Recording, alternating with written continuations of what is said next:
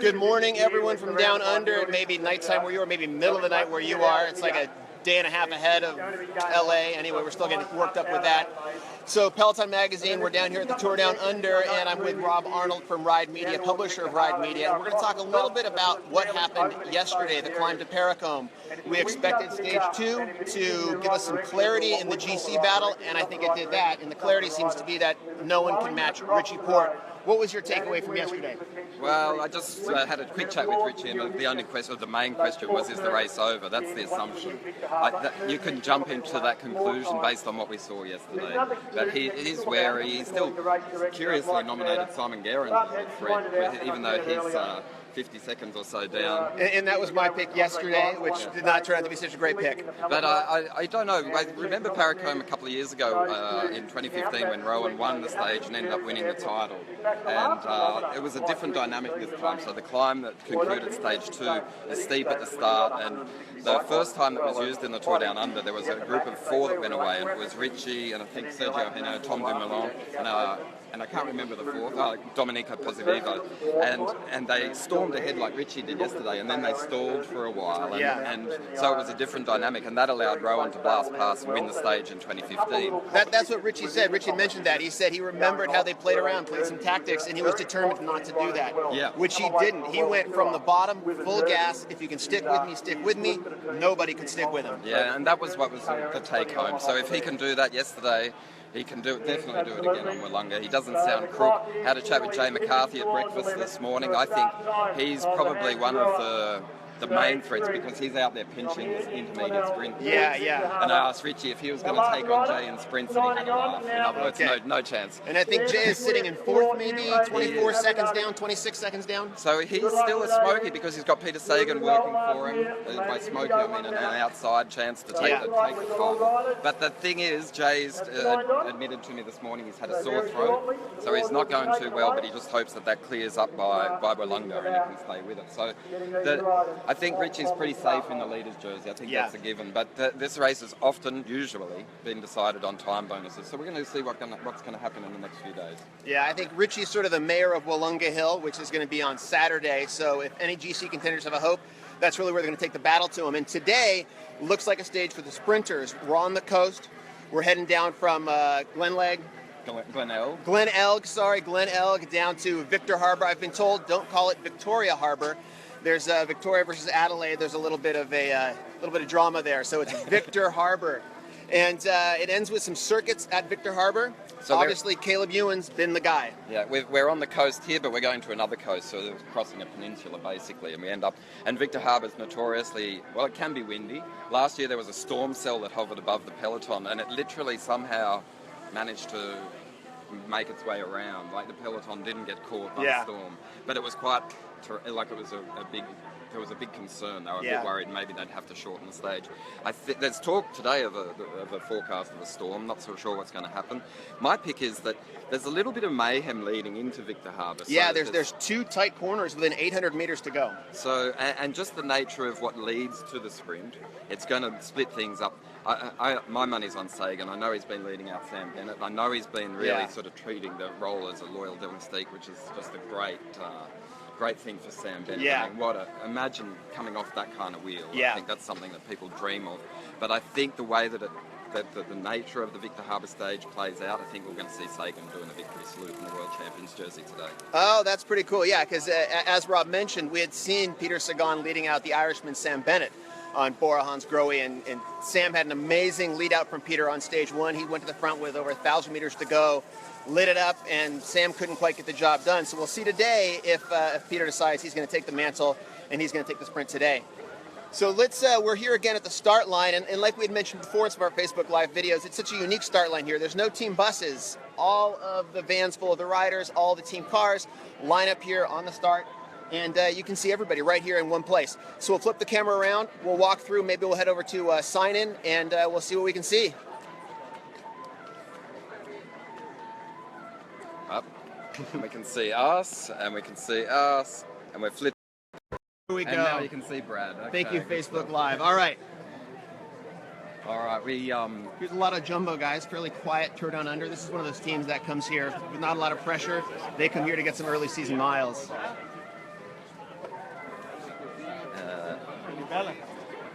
The new UAE Abu Dhabi guys. should we have a chat with Ben? How are you? Good, and you? I'm all right. We're doing a Facebook Live. Oh, cool. Yeah. So Ben Swift, this is Peloton magazine, and we're just going live straight away.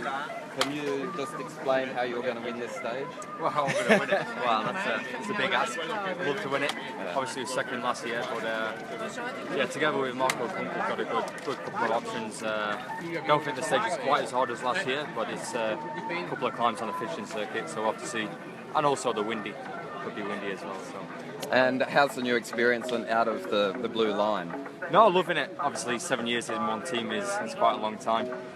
It's a new group of people, new challenges, new environment, but I'm enjoying it so far. Okay. You're looking fit and ready, a bit British, but the sun's certainly having an impact on everyone. Did you cope in the heat the other day? Yeah, to be honest, I was a bit surprised when I looked down and I saw 41. I didn't feel it, well, obviously I felt it was hot, but normally when it's 40 and 40 plus, you can definitely notice it. But as soon as you do one sort of effort in that, you definitely know it's quite hot. But, yeah. Okay, and just tell us quickly, because people love Colnagas. The move from Pinarello to Colnaga. You like this? Love it. Yeah. Straight from the first ride on it, I never looked back. It's even in the descents, it's amazing, and obviously it's a bit of history. This bike, it's a bit of eye candy as well, you know. Yeah, sure. I mean, often when you're doing interviews at bike races, you're talking only about the race, but when we're with a magazine like Ride or like Peloton, people love the equipment. Oh, yeah. So give us a 20-second appraisal of the difference between the Pinarello and this one. Well, the difference, obviously, the Pinarello is all about marginal gains and aerodynamics, whereas this is it's just a brilliant bike. It's so comfy to ride. It's very rigid, very fast in the downhills, corners, handles brilliantly, and I love it. Okay, and you're one of the few teams with good old Campagnolo. Yeah. Has that taken some adjustment, or it's all good, pretty cool? A little bit. I rode it my first year. It's changed a little bit since then, 8 years ago. It took me a little while. I kept pressing the button, which normally goes down the gears, and it kept going up the gears. But luckily, that was only in training, not in the racing. So. Okay. Hey Ben, that's awesome. Thanks for having an impromptu Cheers, guys. chat. All right, thank you, Ben. Appreciate it. All right, so Ben brought up a great point we didn't mention, and that's wind. Rob mentioned the storm maybe hitting around about 5 o'clock this afternoon. If that creates some crosswinds along the coast where these guys are riding, could see some echelons, could get a little Belgian out there, which would be a lot of fun, and could mix up what people are really predicting would be a pretty straightforward sprinter stage. Yeah. All right. See who else we can have a chat with. Eh? Yeah, we'll go find someone else to chat to. What about we have a chat with Tyler? He's been known to do a few things in an American audience. Mr. Tyler Ferrari, yeah, see if you can get him out there. Tyler, you're looking super relaxed. Can we make a little Facebook Live with you? I'm on vacation. You're on vacation. Okay. Then we have to talk to Ben. Yeah. So, what should we talk about? Tell us about the weather. No. Is it going to be a manic stage or pretty calm and just a sprint expectation? I think anyone actually knows. Yeah. Maybe. I think it'll just be a big fun sprint, to be honest. I don't reckon it'll be too windy down there, but you say that and then you go to the beach, it's absolutely howling, so who knows. But it's hot though, isn't it? It's muggy. It's actually humid, which isn't an Adelaide trait. No. So tell us about Nathan. We saw him have a good ride yesterday. I think he was ambitious. He had a little crack before Richie got away. But he's also a guy who can climb and sprint. What's it like working with him when you're on the team? Really, really good. He's obviously a guy who's super punchy, so being able to kind of work with him, it's not really my forte, being punchy, so I think that's kind of what actually helps him a lot. So I can be nice and smooth, and so he doesn't actually have to accelerate and save his legs. Yeah. But he gives plenty of advice. He's always vocal and tells you what you need to do and where you need to be. So it's been a pleasure so far. I mean, at Nationals it was great. Hopefully next couple of days we can bump him up the table and get him up to the podium. Okay. He's strong on the bike, but he's also a good motivator, isn't he, Nathan? Extremely. There's plenty of advice, but he always has words to say. and especially being a new pro, there's plenty to learn from him, and plenty. There's so much craft. I mean, just seeing from yesterday, just around the bunch, the way it moves, the way the whole kind of system works. It's good. It is exciting. Okay. All right. All right. Well, good stuff. Thanks for the chat. Cheers. Cheers, fellas. All the best. Just for 1:30 seconds. All right. We saw that Tyler apparently is on vacation. There was some detailed analysis from him. Being on vacation, I guess he's not going for the sprint today. Hopefully he'll even get on his bike and ride a little bit. Richie, can you do 30 seconds on a Facebook Live? We might get Richie Porte here. Hold on. 30 seconds. We've kindly asked for 30 seconds of Facebook Live, and she's under the pub. This is on Peloton magazine, and we're just with Richie. Thanks, Richie. Fantastic ride yesterday. I mean, what was the real take-home was that there was no stalling. It was just get up and go. Yeah, look, I think we messed it up 2 years ago, so kind of learnt from my teammate Rowan Dennis to not mess around and just go for it from the bottom. Yeah, okay. You said earlier that Simon Geraint might still be a threat. He lost a lot of time yesterday. You sort of, is he the guy you're marking, or? I don't know about marking, but yeah, I mean, he won this stage last year and there's still a lot of time on the road, so you can never rule Geraint out, but at the end of the day, we're in a good position, we've got a great team, and just keep going how we've been going. All right, thanks. Now this circuit has had some gaps towards the end. We've seen every now and then before coming into Victor Harbor. Who's really going to be following there in those final circuits to make sure that those gaps are closed and you're right there? Well, I mean, yeah, we've got Rowan Dennis, who's probably the strongest 10 guys anyway, so obviously it'd be nice to have him around. But then we've got guys like Fran Ventoso and, so guys like that are nifty to have in a situation. Yeah. All right, you got a lot to do today. Thanks. Perfect. Hey, really appreciate it. Cheers. You're counting seconds. All the best. Kenny, what did I say? Can we do a quick chat? I want to introduce, we're doing a Facebook Live. Should we just find a little spot? Yeah.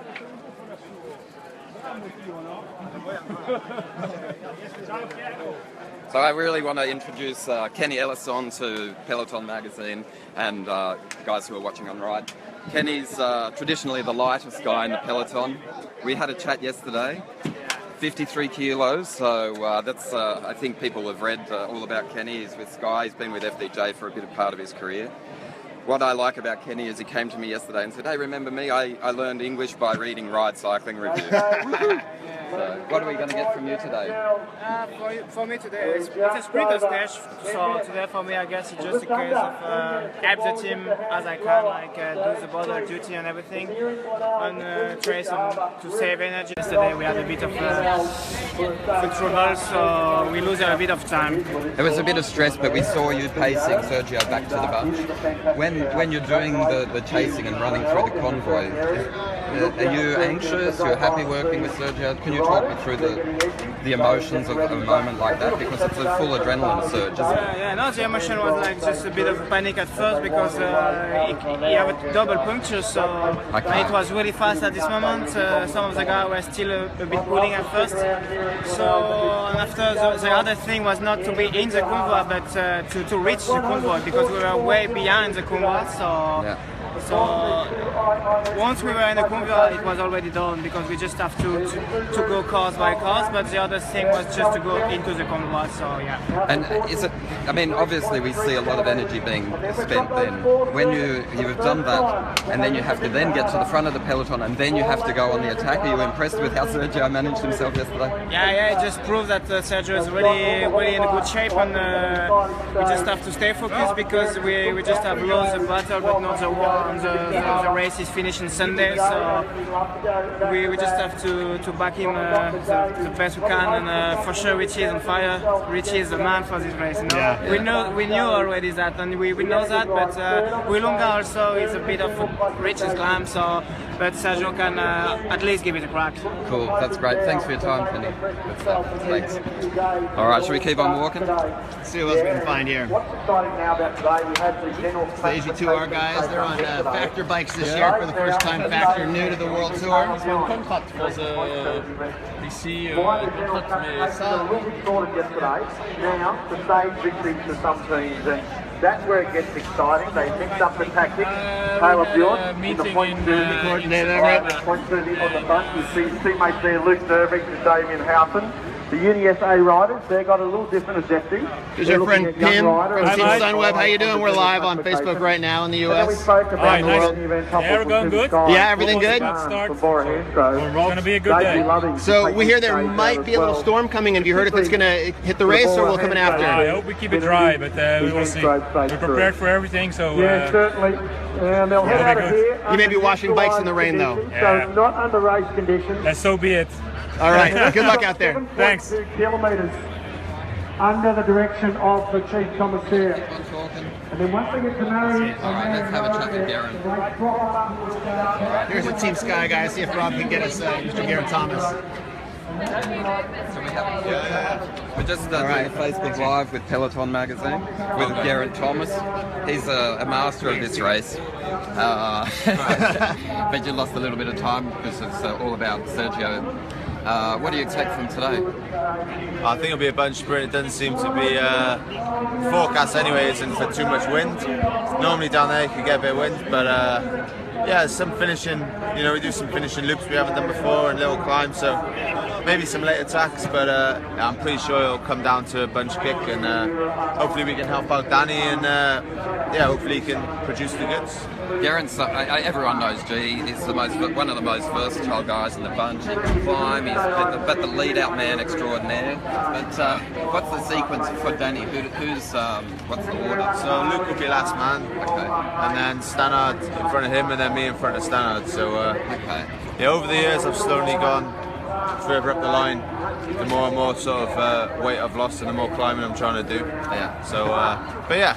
It's all about just, it's quite a little chicane with about a K to go, or less under a K to go. So just main thing is getting Danny into good position into that corner. We're like 950 or something in the right and then the left, and down to him then. We've seen Danny do some amazing bike handling skills. There was one clip in particular from last year. So there's the technical benefit in. Yeah, for sure.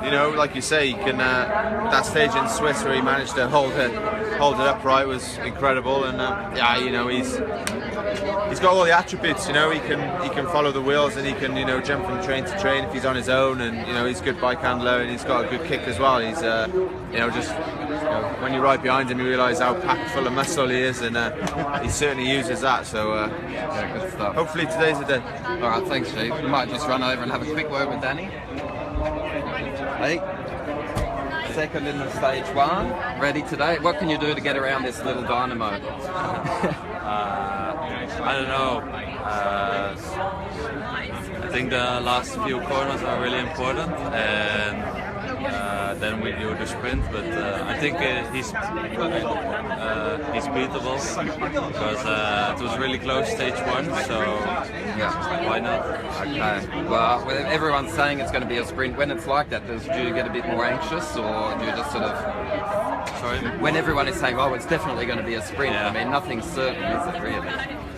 You never know, of course, but normally at World Tour races, when there are not so much climbs, it's normally a bunch sprint. But yeah, we go for that, and we do train here with a lot of strong guys in front of me. So yeah, I'm up to it.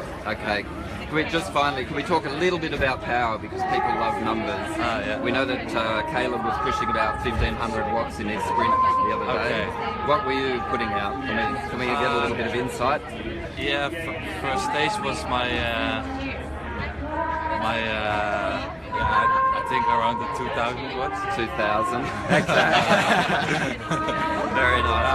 My stage my power was not working because I changed bikes. Okay. So I didn't know. Okay. Very good. Well, but you got a little bit more weight than Caleb. Yeah, of course. I'm 84 kilos, so yeah, I push a lot more power than Caleb, but he's really aero, so it's a totally different sprinter as me. I said that was the last one, but one more question. The new bike, you like it? The F10? Yeah, it's really good with the new also with the new group set, it's a really good bike, and yeah, I tried to show it today that it's fast. Okay, good stuff. All the best. Thanks a lot. Cheers. All right. Thanks a lot, Jim. Thanks, Geraint. Appreciate it. Thank you, Danny. Appreciate your time, guys. Now, you guys couldn't see it because I was off camera, but Geraint Thomas was behind me telling Danny to say 2,000 watts. So I'm not sure that's the accurate number. So the guys are rolling out to the start line, and we have a... here.